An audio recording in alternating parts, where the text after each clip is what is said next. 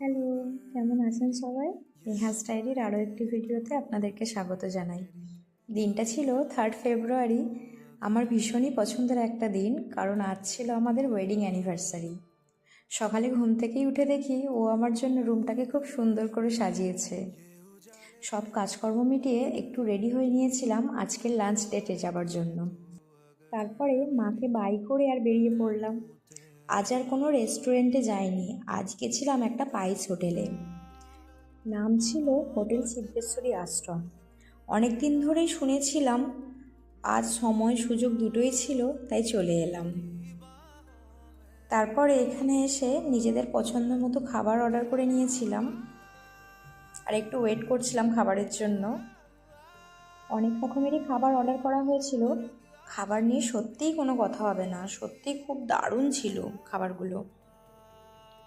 খাওয়া দাওয়া কমপ্লিট করে চলে গিয়েছিলাম স্প্ল্যানেটে। আর এখানে এসে দেখি কত সুন্দর একটা ফুলের দোকান, দেখেই মনটা আনন্দে ভরে উঠল। তারপরে চলে গিয়েছিলাম সিলেদার্সে, ওর কিছু একটা জিনিস কেনার ছিল। ও ঘুরে ঘুরে কিনছিল আর আমি একটুখানি ঘুরে ঘুরে সবটা দেখে নিচ্ছিলাম।